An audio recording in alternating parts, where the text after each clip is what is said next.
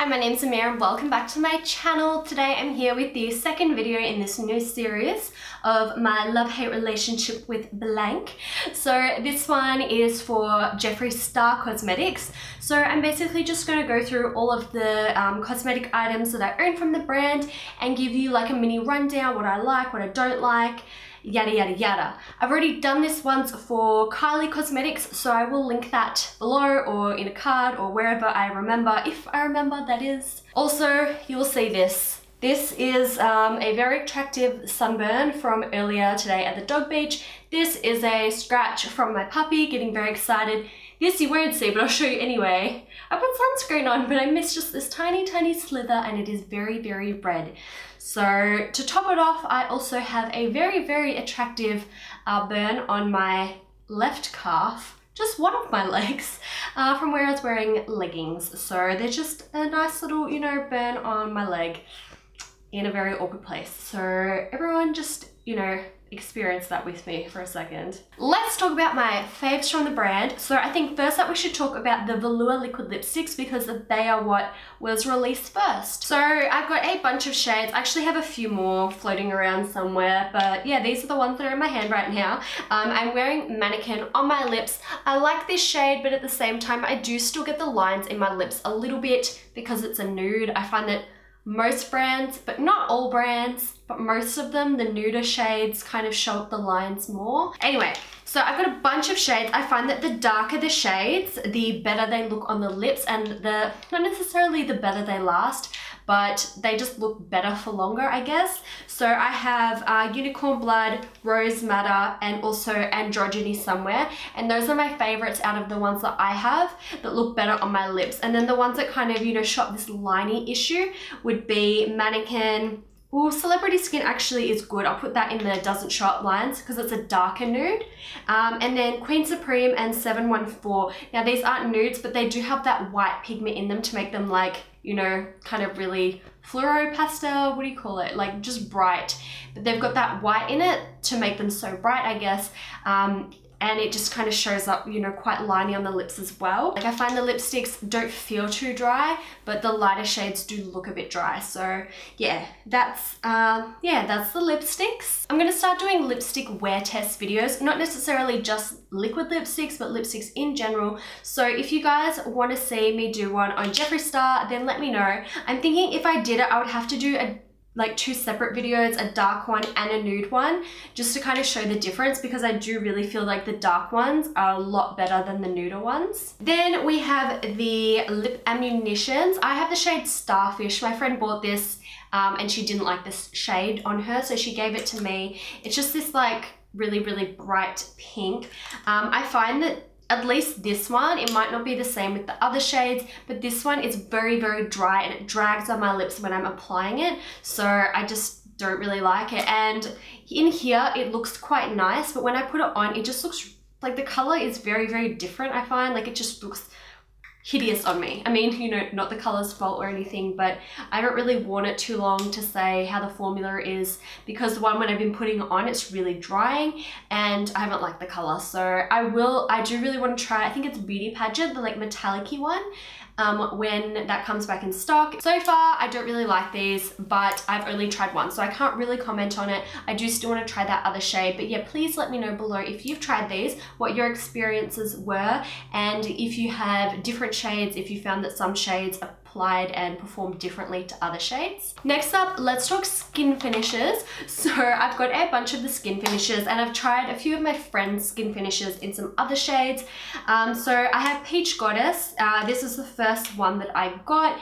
It is really quite beautiful. It is like a nice shade. They do give a really intense glow. I'm wearing today Princess Cut, which is my newest one from it. Let's see, does that swatch on my arm? You can see the glow. Wow. This is probably my favorite one out of the three that I own. Then I also have Mint Condition, which, you know, again, let's just swatch that there. It is a beautiful highlight. Like, don't get me wrong, they're all very beautiful. Oh, actually, I just rubbed all three together and my arm looks like a mermaid. Oh my god, that is beautiful. But my biggest problem with these skin finishes is that the base shade is quite strong. So as I said, I find that I like Princess Cut the most, and I think that's because it is the most kind of similar to a typical highlight shade, I guess. So it just looks beautiful from all angles. Whereas I find that Peach Goddess is okay with a light hand if I'm quite heavily tanned. But if I build it up too much, you do get that peach base shade come through when you are front on. When you turn and hit the light, it's bam, blinding highlight. But from the front, it kind of looks like, you know, you see that peachy kind of bronze like line, which is why I haven't tried like King Tut or So Fucking Gold or anything, because those are just so, like, the base shade is just, in the ones I have, the base shade shows through quite a lot. So I don't feel like I could personally get away with the darker shades. I was wearing this yesterday actually. You just have to be so careful with it, which I don't really want to have to be that careful with it. You know, Jeffree Star highlighters, you want them to be blinding, and they are, but you know, you kind of want to build it up just a little bit sometimes, just so you can be like, bam, hello, yes.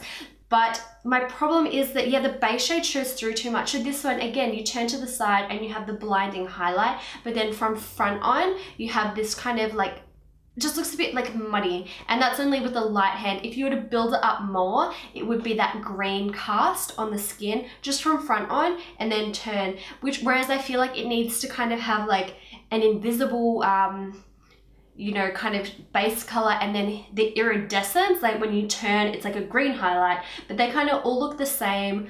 I've kind of found, like, on camera, because if you're taking a photo, I find that you kind of have to have your head turned a bit so that the light actually hits on that cheekbone. And I find that, yeah, they kind of all look the same in the highlight. They all kind of reflect the same, like, typical highlight sheen from that angle.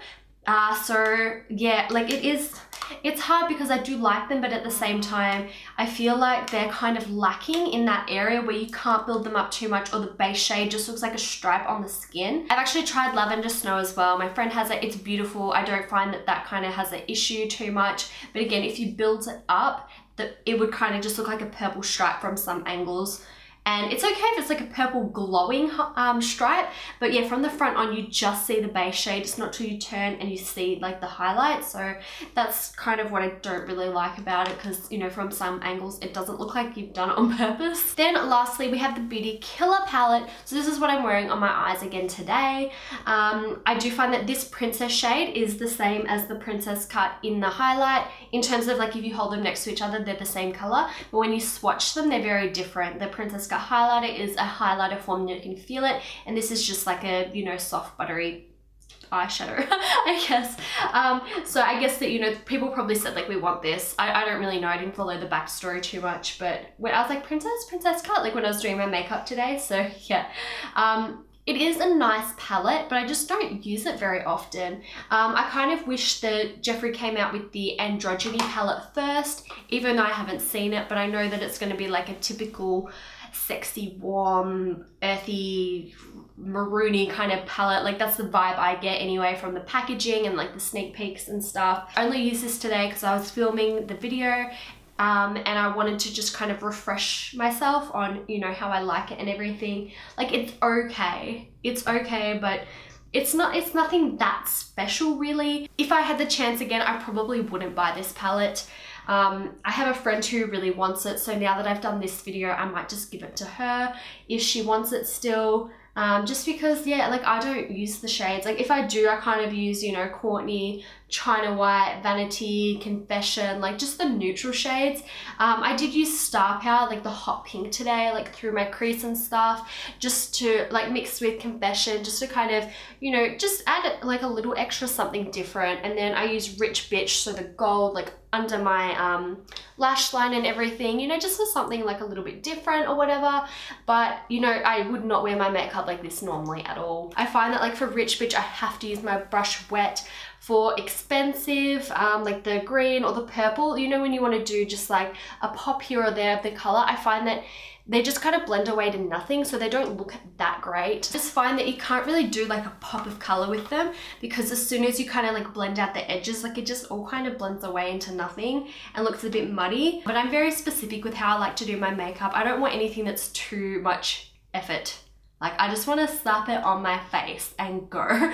So I'm not spending ages blending. Like, I'm just, you know, if it doesn't work for me, I'm not going to use it again. So that's why I don't use this. Like, I've tried it a few times just, you know, to make it work, would be able to review it properly or whatever. And I just am very about it. So that's all the cosmetic products, and now just, you know, a quick brand love-hate. So I do feel like I wish Jeffree Star would just shut his mouth on social media just a little bit, because he's just digging himself a hole. And, you know, his makeup items are really, really nice, and I don't want to see his brand get boycotted because of stuff that he says and then, you know, just like go bust or whatever. Like, I don't want to see that happen, because I do like the products, and if it does happen, I'm not going to want to buy them, because posting about them and using them in my videos is just going to be too controversial. So kind of like the lime crime thing, like I'm over that now personally.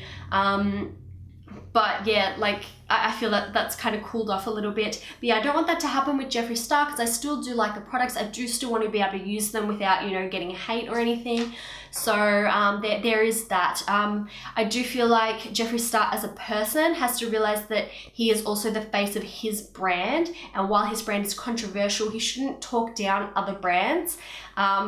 With blanket kind of like, that looks crap, you've copied that person, whatever. I feel like, you know, on his YouTube channel, because he does reviews of certain products, if he wants to bring it up like a normal YouTuber, then that's okay. Like, you know, I have this product, I don't like it because this. I wish that it would do this.